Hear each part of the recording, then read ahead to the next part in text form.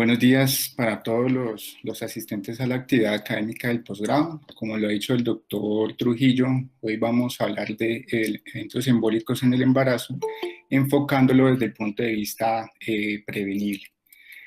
Antes de empezar, quiero enfocar cuál es la importancia de hablar de este tema, y es porque los eventos embólicos en el embarazo tienen un impacto en la mortalidad materna. Y más específicamente si hablamos de los eventos asociados en cuanto a la mortalidad materna relacionada al embarazo, que es muy diferente a la mortalidad materna que es asociada, agravada por el embarazo. Las causas directas de mortalidad materna en el embarazo, que son las relaciones asociadas, pues, tienen un punto de vista que son muertes prevenibles. Para la Organización Mundial de la Salud, los indicadores de mortalidad materna representan el grado de desarrollo y de equidad de un país. O sea que se tiene que trabajar profundamente en esto, y es lo que da un impacto a nivel a nivel del rango que se presenta como tal para un país. Se estima que aproximadamente en el 2017, aproximadamente 810 mujeres murieron por causas relacionadas con el embarazo y el parto, incluso en el puerperio. En el 2015, en todo el año, se registraron 803.000 muertes de mujeres durante el embarazo o el parto, incluso después. Y lo más agravante es que el 94-95% de todas esas muertes maternas ocurren en países en vía de desarrollo. Que es lo más importante, como les había dicho hace un momento, que son muertes prevenibles. Entonces, esta es la importancia de hablar de este tema. Esta es una publicación en donde se tenía como objetivo examinar las causas de las muertes relacionadas con el embarazo, que es un resultado de estudios durante el 2006 y el 2010, para hacer las comparaciones con años previos. La tasa relacionada con el embarazo durante esos 5 años fue de 16 muertes por cada 100.000 nacimientos vivos, que equivale más o menos a un total de 21 millones de nacimientos totales. Y como ustedes ven aquí, los eventos tromboembólicos representan una sexta parte de la mortalidad materna a nivel mundial. Cuando hablamos de la tasa de mortalidad materna asociada al embarazo de 16 muertes por cada 100.000 habitantes, hablamos en general de todas las muertes que se presentan a este nivel. Sabemos que las causas de hemorragia es una de las causas pues, más importantes de mortalidad materna, pero miren que los eventos tromboembólicos representan prácticamente un 9.3% de las causas de mortalidad materna, incluso un poco más de los trastornos hipertensivos, que uno pensaría que lo que más se presenta a nivel de complicaciones relacionadas, asociadas al embarazo, son los trastornos hipertensivos. Pero no está de más también que debemos pensar que los eventos tromboembólicos también hacen parte de causas de mortalidad materna.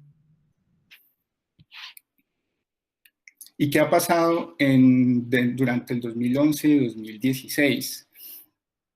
Esto es una estadística pues, para Estados Unidos. El CDC iniciaron una vigilancia nacional de las muertes relacionadas con el embarazo. Incluso esta estadística se empezó desde 1986 porque se necesitaba más información clínica para llenar esos vacíos de esos datos de las causas de mortalidad materna.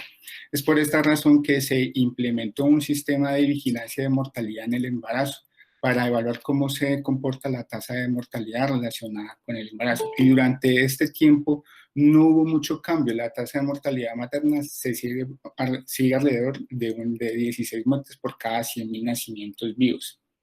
Como lo ven aquí, sigue siendo una de las sexta parte de mortalidad materna, incluso un poco más alto que los trastornos hipertensivos.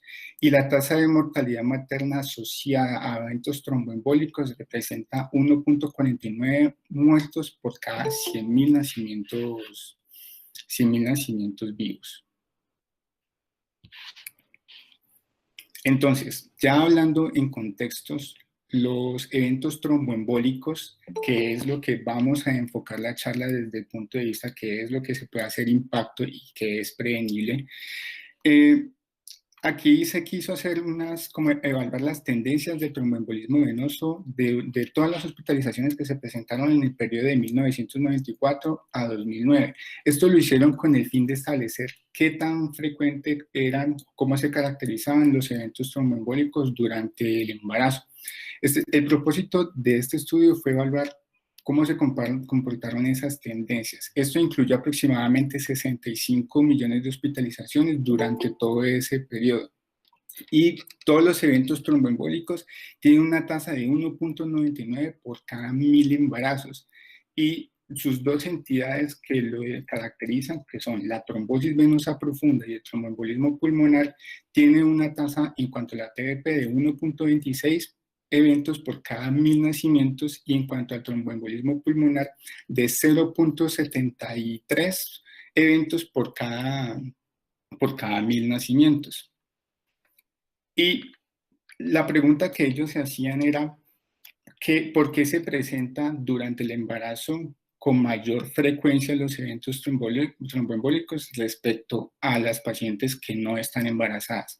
Entonces tenemos esta publicación del estudio Omega, que el objetivo de este estudio era evaluar el embarazo y los comparaban con las pacientes no embarazadas y evaluar qué tanto riesgo tenían las pacientes embarazadas de presentar los eventos tromboembólicos.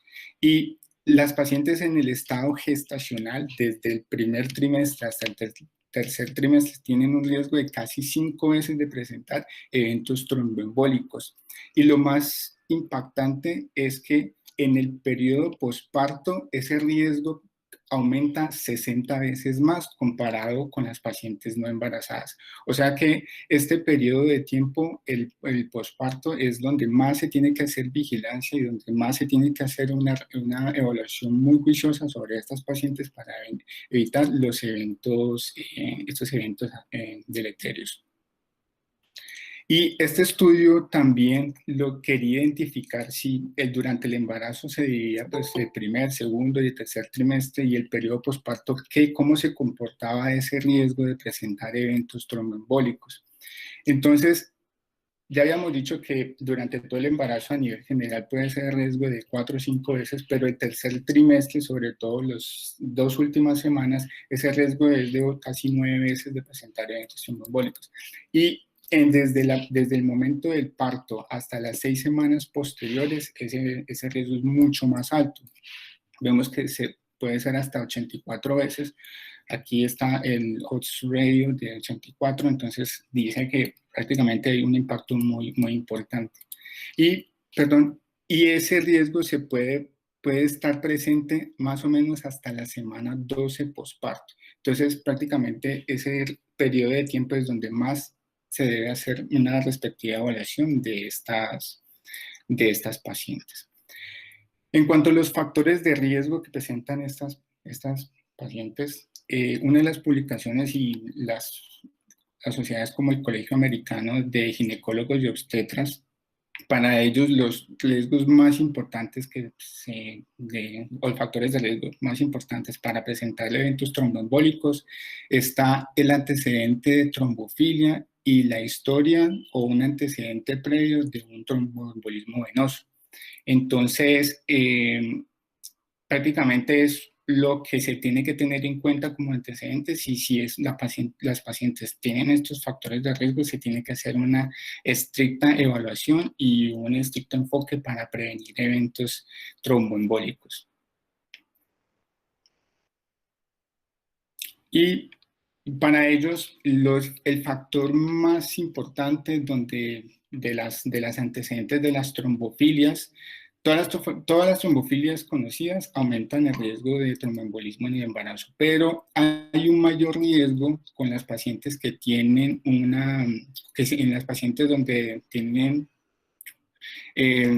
la mutación homocigota para el factor 5 de Leydig. Entonces, son las pacientes que tienen mayor riesgo y pues prácticamente estas son las que se tiene que hacer un enfoque muy estricto. Por otro lado, no debemos olvidar que los cambios fisiológicos del embarazo también promueven esos factores de riesgo. O sea, el embarazo se caracteriza por ser un estado procoagulante, es un estado hipercoagulante, donde vemos que aumentan los niveles de fibrinógeno, también se aumenta el factor 7, el factor 8, el factor 10, levemente también se ha reportado que aumenta el factor 9, y hay una disminución de la actividad anticoagulante de la proteína S, hay un aumento en la resistencia de la proteína C activada y hay una disminución de la actividad fibrinolítica, ya que hay un aumento de la actividad del inhibidor del activador de plasminógeno tipo 1 y plasminógeno tipo 2.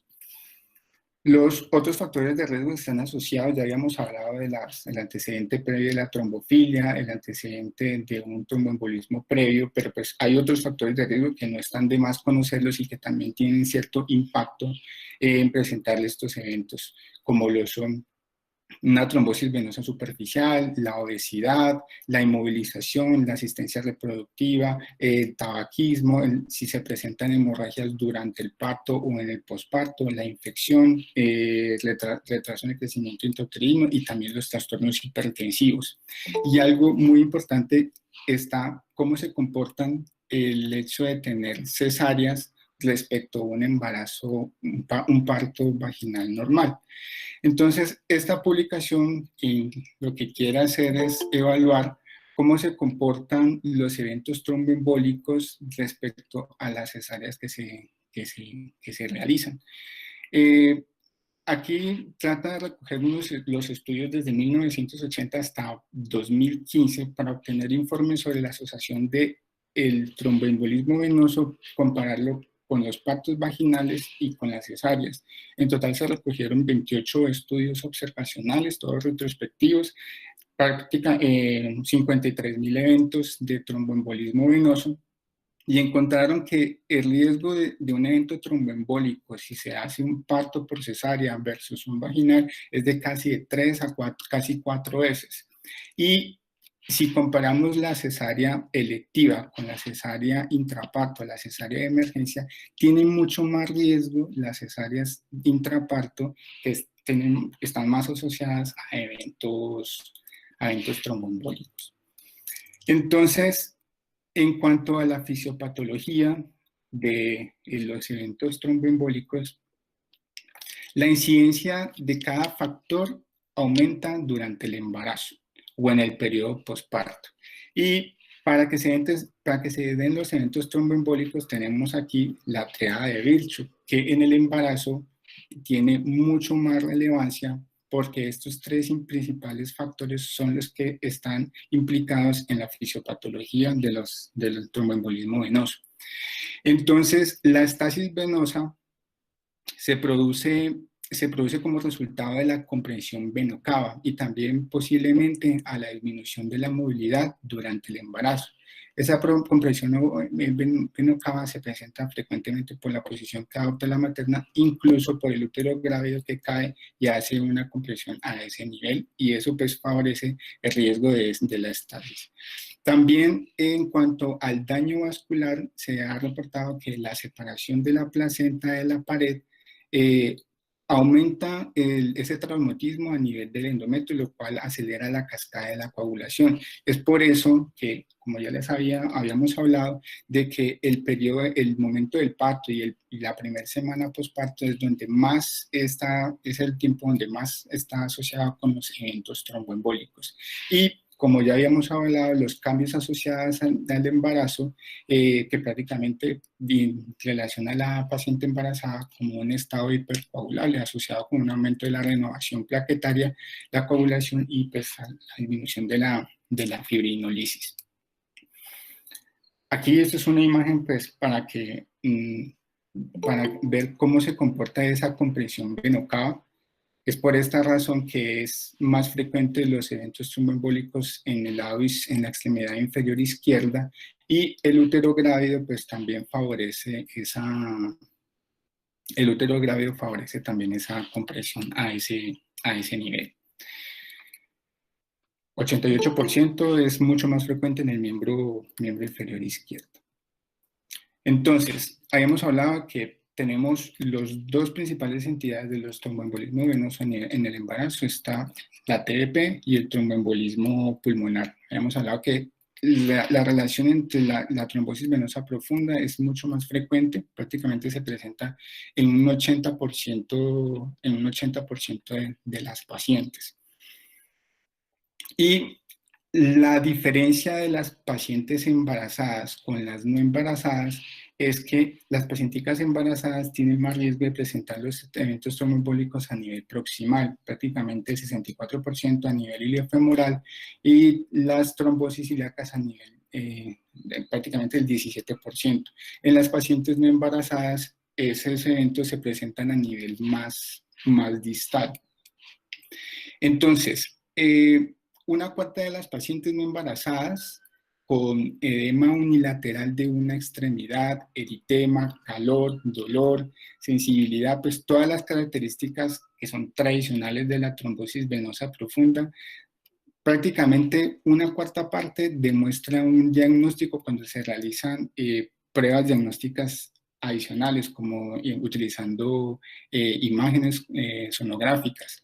Sin embargo, el diagnóstico diferencial pueden ser muchas otras entidades, como lesiones tendinosas, un quiste de Baker, una vasculitis, incluso una tromboflebitis superficial. Sin embargo, en las pacientes embarazadas, el valor predictivo positivo de estos signos y estos síntomas, pues prácticamente es muy difícil de valorar. Hasta el momento, ningún modelo de evaluación de riesgo ha sido validado prospectivamente en el embarazo.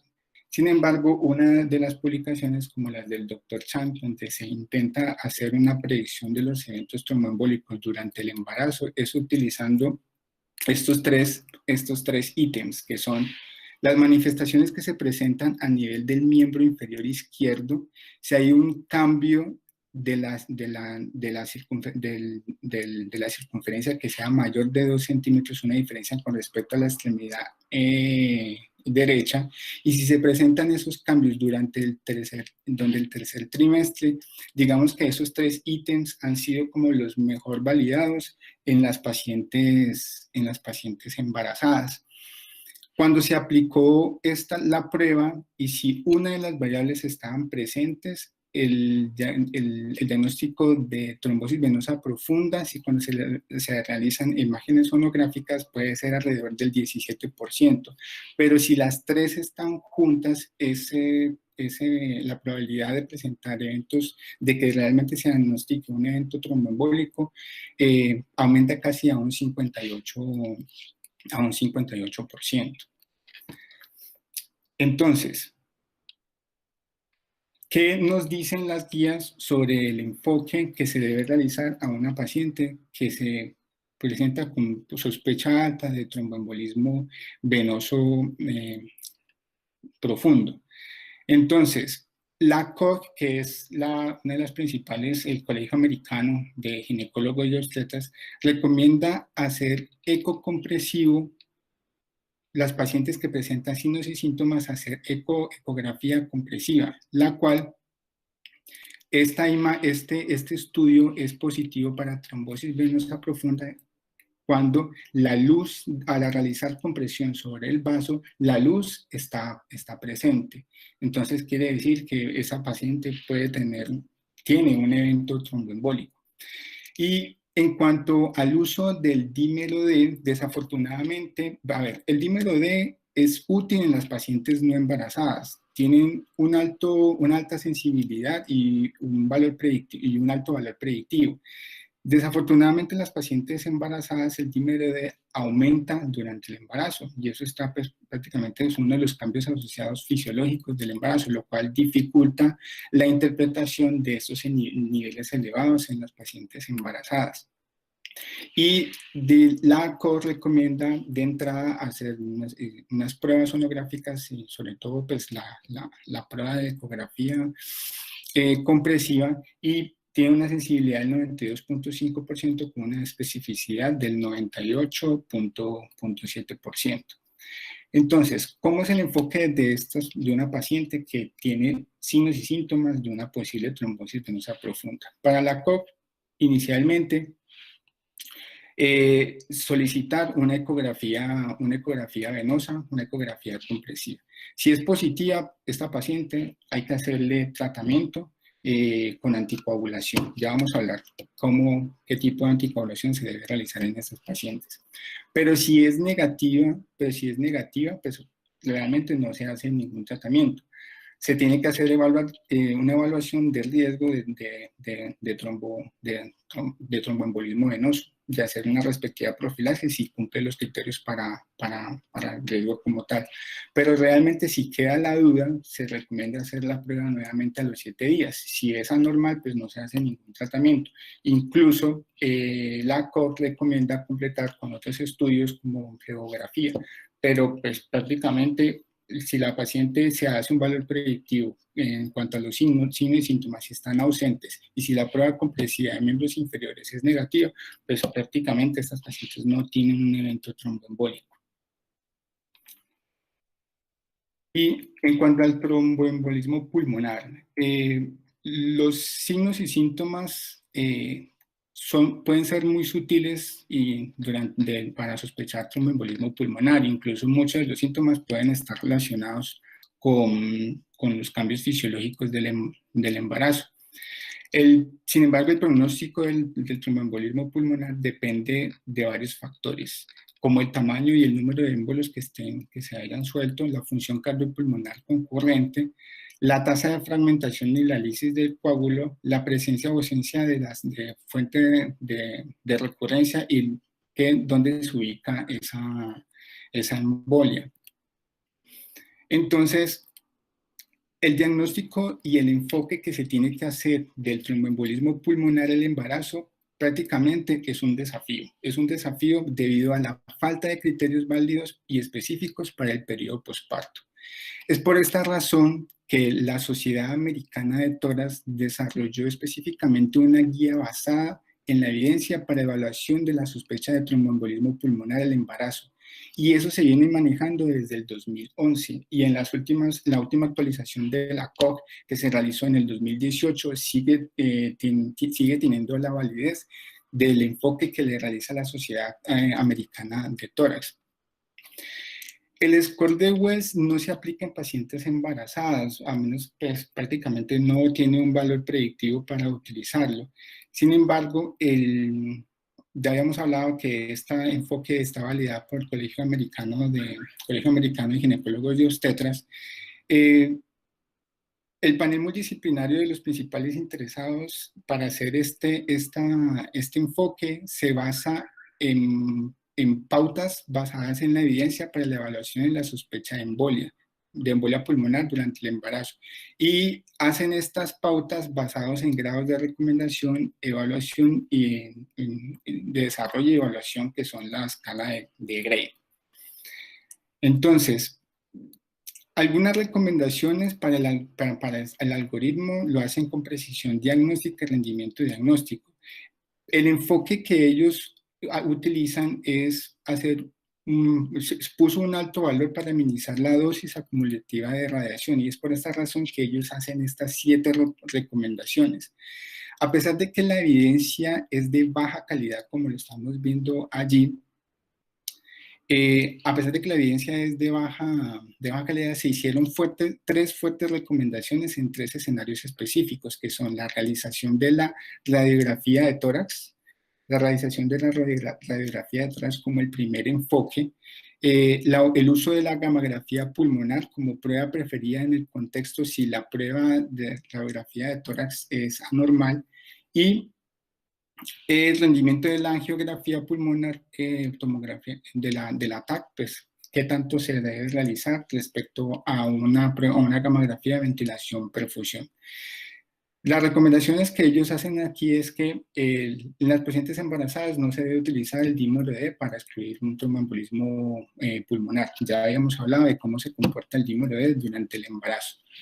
En una paciente con una sospecha de un tromboembolismo pulmonar y si tiene signos y síntomas de una trombosis venosa profunda, el enfoque que ellos hacen inicialmente, a pesar de que estemos sospechando un tromboembolismo pulmonar, es estudiar el miembro inferior con ecografía sonográfica, porque es que las recomendaciones de este panel de expertos está enfocada a la menor radiación posible, tanto como para la paciente como para el producto que está.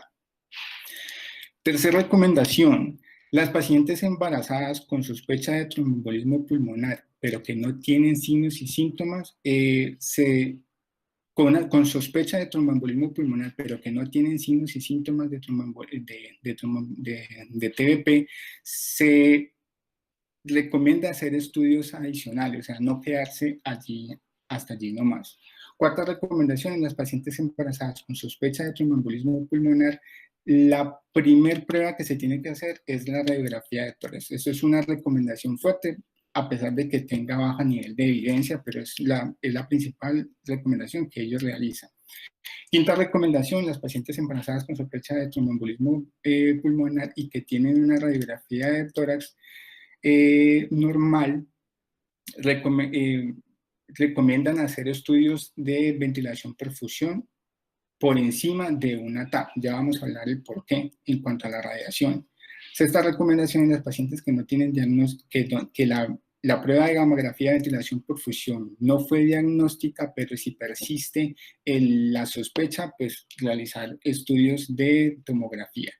Y la última recomendación es que las pacientes con sospecha de tromboembolismo pulmonar y que tienen una placa de tórax anormal, recomiendan una TAP. Entonces, ¿cómo realizan ellos el algoritmo? Entonces, tenemos la paciente con una sospecha de tromboembolismo pulmonar. Lo que ellos enfocan es si hay signos y síntomas de tromboembolismo venoso profundo. Ya habíamos hablado de que si esto es positivo, pues entonces realizar una ecografía doppler compresiva, y si es positiva, pues realizar inmediatamente el tratamiento, y se maneja como la paciente si tuviera un diagnóstico de tromboembolismo pulmonar. Si la prueba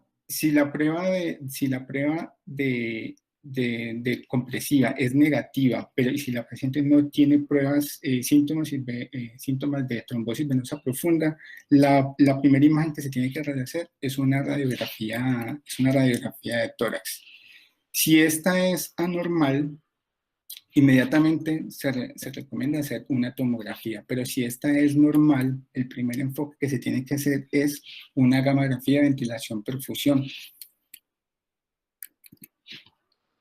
En cuanto a la radiación, ¿por qué la Sociedad Americana de Tórax prefiere en primer enfoque de esas pacientes realizar una gamografía por encima de una tomografía? Y es la preocupación que se presenta en estas pacientes es el grado de radiación que puedan presentar en las pacientes embarazadas. Entonces, en cuanto a la exposición de radiación, se evalúa el riesgo y el beneficio de esa exposición basados en las características de ambos estudios. Entonces, las pruebas de ventilación-perfusión tienen un valor predictivo negativo casi cercano al 100%. Tiene ventajas. La ventaja es que tiene menor radiación para las mamas y no requiere medios de contraste. ¿Cuáles son las desventajas? Que sí tiene mayor radiación a nivel fetal. Tiene mayor radiación a nivel fetal. Y las desventajas adicionales de la gamografía es que no hacen otros diagnósticos diferenciales. Respecto a la tomografía, tiene un valor predictivo negativo alrededor del 98%. Tiene ventajas, es que esto implica menor radiación fetal y hace diagnósticos diferenciales. Y las desventajas es que pues, utiliza medios de contraste y tiene mayor riesgo de radiación materna. Entonces, ahí lo que hacen es evaluar cuál es el riesgo-beneficio de esa radiación materna, que prácticamente es mucho más impactante si se hacen pruebas de tomografía, y el riesgo de cáncer de mama de por vida de una paciente puede aumentar casi hasta un 14% después de una tomografía. Algo muy importante es que vemos aquí todas estas, la radiación nosotros la medimos en megabytes, Y pues vemos aquí cuál es la dosis fetal. La dosis fetal que recibiría el feto durante una radiografía pues es muy mínima, y pues prácticamente para evaluar los desenlaces adversos pues prácticamente es por encima de 10 megabytes. O sea que pues así un paciente se le hagan las tres estudios, los tres estudios pues prácticamente no llegarían a ese nivel de exposición acumulada para llevar desenlaces deleterios en los fetos. Entonces, ya entrando en contexto, una vez expuesto el impacto de la morbilidad y la mortalidad en las complicaciones a causa directa o asociadas al embarazo, que son las entidades prevenibles, se intenta hacer una orientación de cómo se debe enfocar estas pacientes para disminuir el riesgo de los eventos tromboembólicos. Es por esta razón que la única forma de hacerlo es estratificación de riesgo con el fin de prevenir estos eventos. Y vemos que el Royal College, que es la sociedad de Reino Unido, pues hacen una orientación sobre la tromboprofilaxis durante el embarazo. Ellos empezaron a hacer estas guías aproximadamente desde 1995 con un informe de grupo de trabajo del Royal College, y a partir del 2004 se vienen publicando pues las guías, que es esta guía, la guía verde. La última actualización que se realizó fue en el 2015, con el fin de evaluar a las pacientes embarazadas, reducir el riesgo de trombosis y embolia durante el embarazo.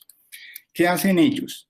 Ellos lo que hacen es evaluar los factores de riesgo que tienen los pacientes. Entonces, ya habíamos hablado al principio de todos los factores que están asociados, que están implicados en los eventos tromboembólicos, y hay unos eventos que son preexistentes, hay unos riesgos que son asociados al mismo embarazo, y hay otros riesgos que son transitorios, y todos tienen un impacto y todos le hacen una estratificación de riesgo. Entonces, en cuanto a los riesgos preexistentes, ya habíamos hablado del antecedente de trombofilia conocida, si hay comorbilidades como cáncer, falla cardíaca, síndrome nefrótico, historias previas de tromboembolismo familiar, la edad por encima de 35 años, la obesidad, la multiparidad, que la paciente sea fumadora, o incluso si presenta venas varicosas.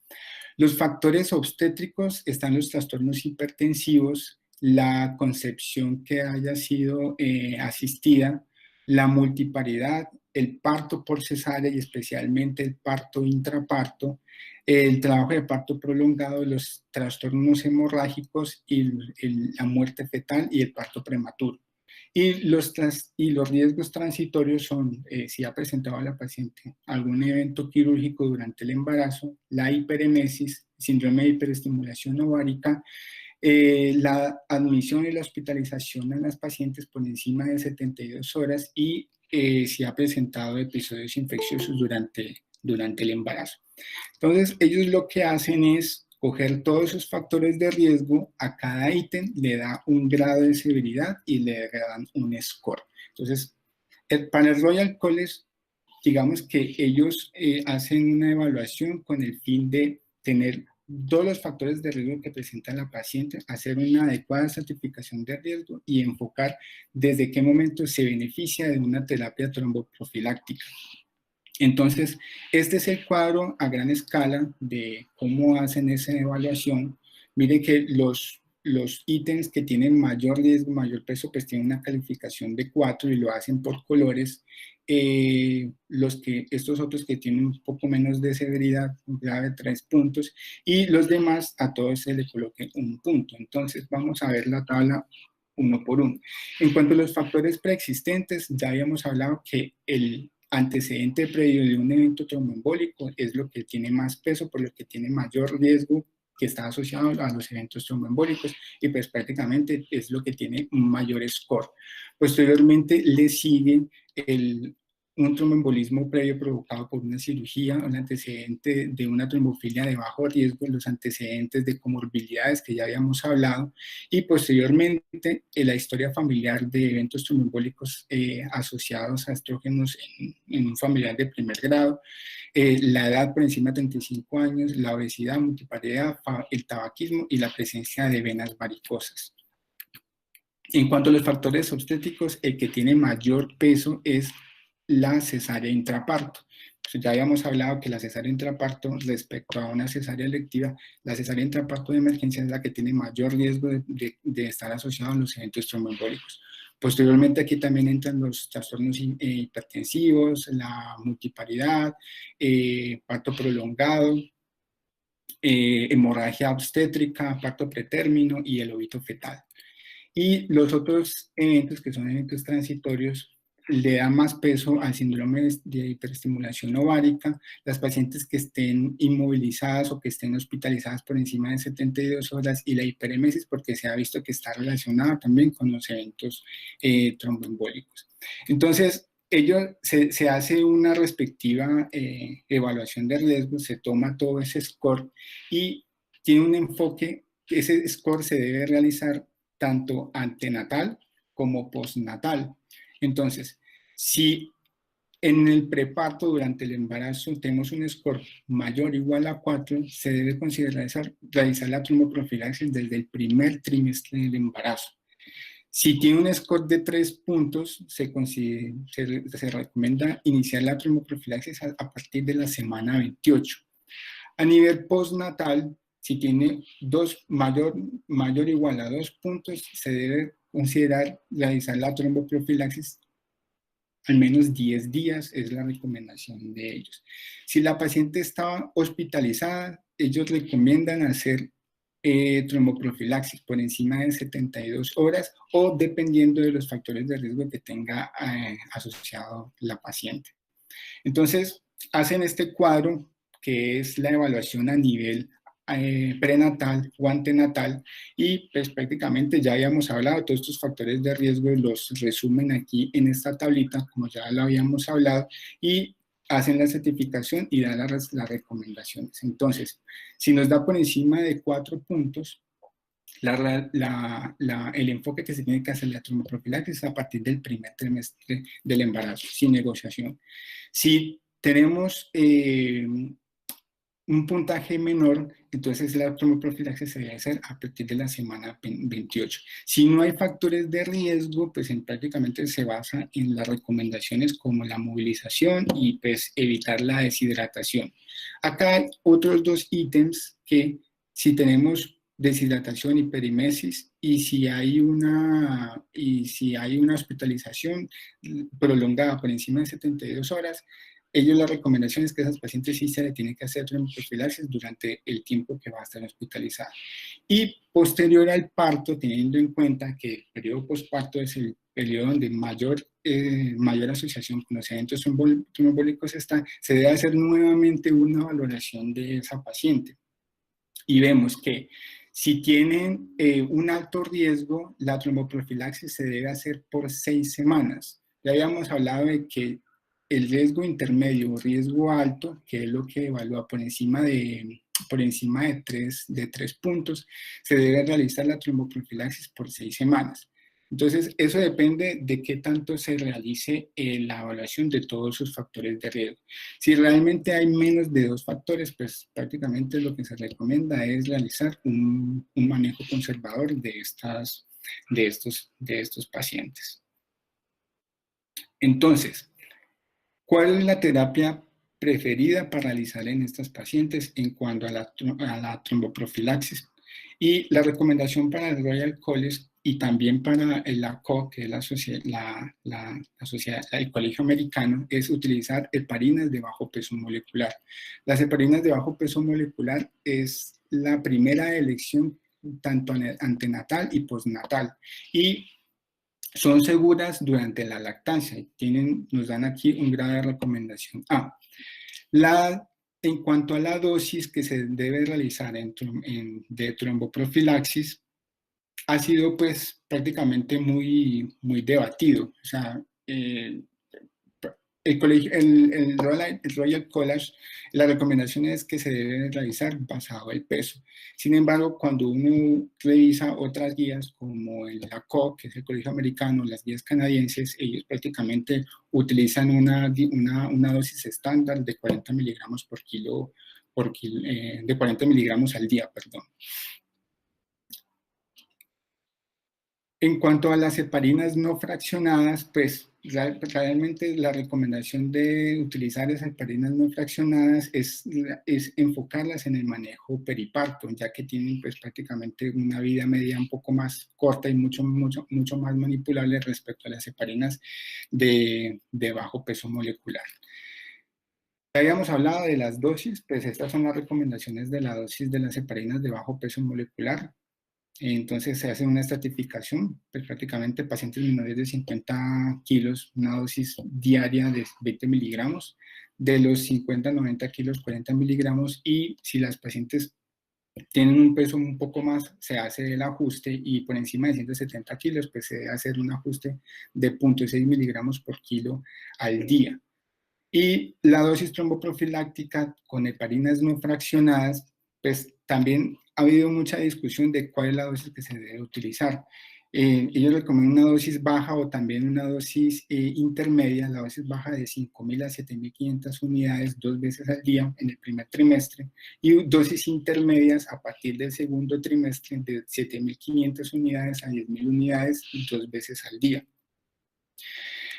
Ya les había explicado pues, que la dosis de régimen exacto para de la tromboprofilaxis aún sigue siendo muy controvertido. Pues, realmente no hay un consenso, pero pues prácticamente la mejor aceptada es la que recomienda el Royal College. Y la dosis de anticoagulación total, que nosotros, si ya el paciente cumple criterios o ha presentado un evento tromboembólico, la dosis de heparinas de bajo peso molecular, la enoxaparina, pues 1 miligramo por kilo de peso 2 veces al día.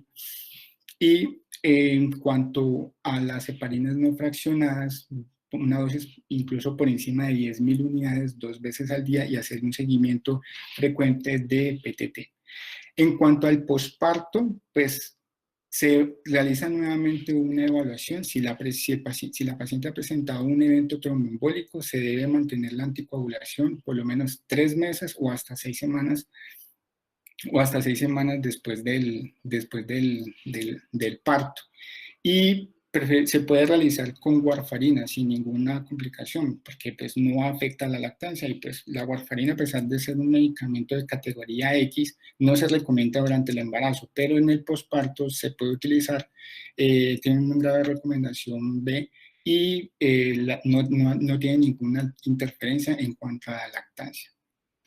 Bueno, entonces, ¿cuáles son las implicaciones anestésicas que nosotros debemos tener en cuenta en una paciente que está recibiendo terapia anticoagulante o terapia tromboprofiláctica? En el 2018, la Sociedad Americana de Anestesia Regional y Medicina del Dolor publicó pues, unas pautas actualizadas para anestesia regional en los pacientes que están recibiendo terapia antitrombótica. Debido a la escasez relativa de los datos de resultados en pacientes embarazadas, tanto para la COG como el Royal College, estas guías de la ASRA siguen siendo válidas y se basan en estas recomendaciones.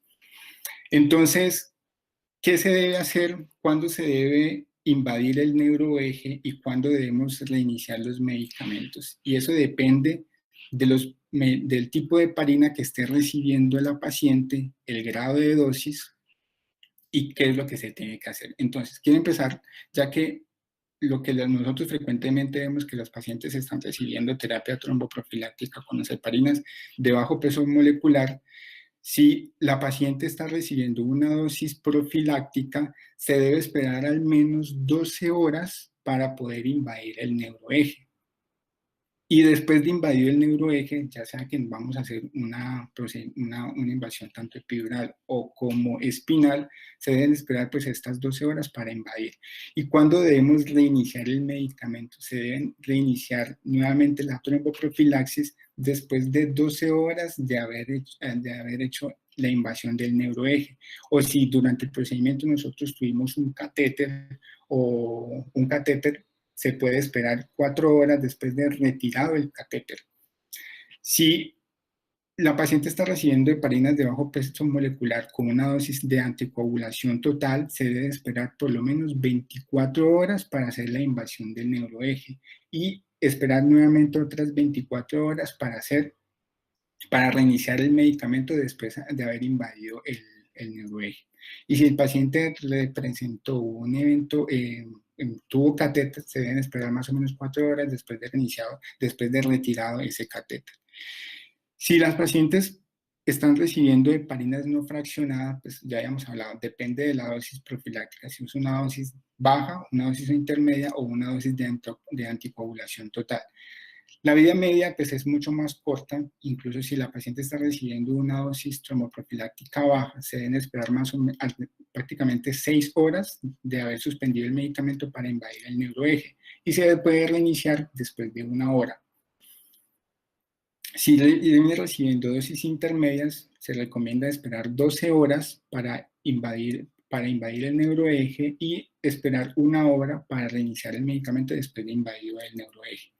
Y si viene recibiendo una dosis de anticoagulación total, la recomendación es, igual que las heparinas de bajo peso molecular, esperar 24 horas para invadir el neuroeje. Una de las recomendaciones del Royal College es que las pacientes que están recibiendo heparinas no fraccionadas, siempre, antes de invadir el neuroeje, antes, incluso algo que nos recalcaba mucho cuando estábamos rotando en Medellín es que la paciente debe tener pruebas de PTT prácticamente media hora antes de invadir el neuroeje para ver qué tanto se ha alterado. Y si realmente están muy alteradas las pruebas, se recomienda esperar nuevamente ese tiempo que está recomendado en las guías de la ASLA.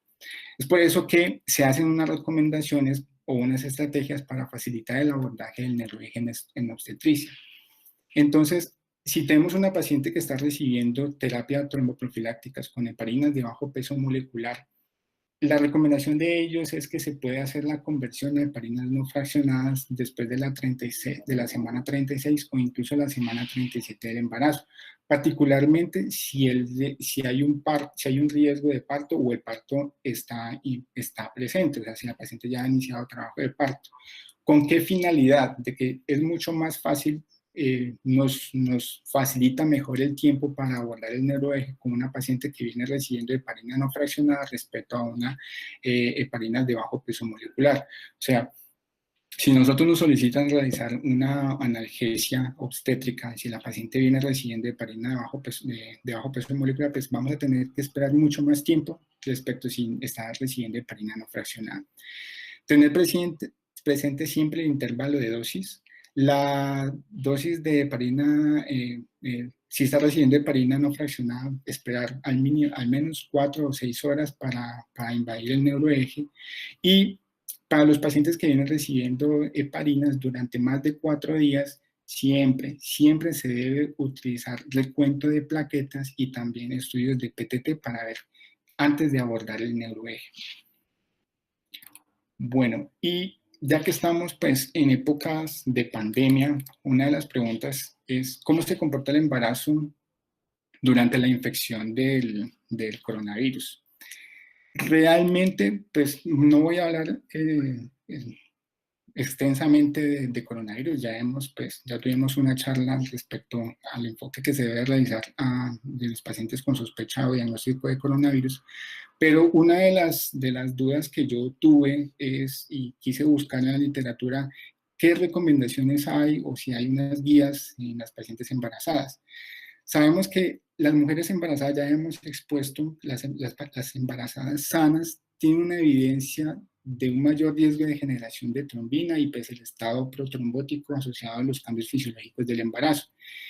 Y pues tienen una mayor inflamación, digamos, intravascular, que es mucho más exagerada. Entonces, ya las pacientes embarazadas sanas tienen un riesgo de tromboprofilaxis, y las pacientes que están infectadas con coronavirus, ¿cómo se ha comportado? Realmente, todo se basa en lecturas de editores, en recomendaciones, y pues no hay como tal una guía muy estricta de recomendación de la tromboprofilaxis en las pacientes embarazadas. Incluso lo que se ha escrito en la literatura, tanto a nivel China y en España y en Estados Unidos, pues prácticamente no hay una estricta guía para el manejo de estas pacientes. Incluso el Royal College, pues es la única guía que pues, vi que una de las recomendaciones es utilizar la tromboprofilaxis, pero pues igual ellos están haciendo una evaluación de estas pacientes. Entonces, la pregunta es, sabemos que las pacientes cuando se admiten a nivel hospitalario tienen que recibir terapia tromboprofiláctica, y incluso si tienen una infección por coronavirus, pues efectivamente se van a ver beneficiadas. Pero una de las preguntas es, las pacientes que están recibiendo manejo ambulatorio, o sea, que están infectadas por el virus por coronavirus, pero que están recibiendo manejo en casa, o que de pronto están con síntomas leves, ¿qué recomendación se hace? Actualmente, pues realmente no hay una recomendación como tal.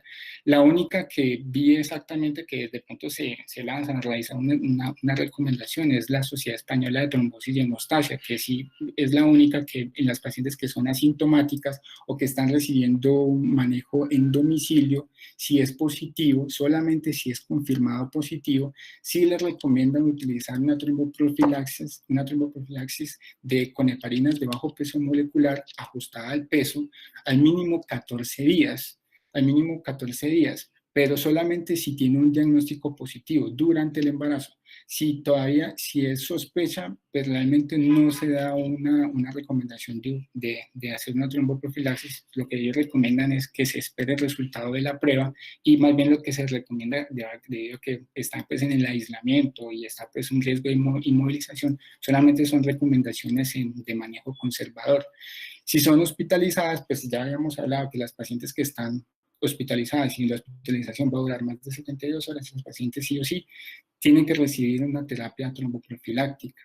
Incluso hacen la recomendación, si la paciente ya está en el posparto y si está infectada por coronavirus, pues realmente si no hay otro factor de riesgo, también recomiendan hacer la tromboprofilaxis 14 días y nada más. Eso es todo lo que quería hablar y compartir con ustedes el día de hoy.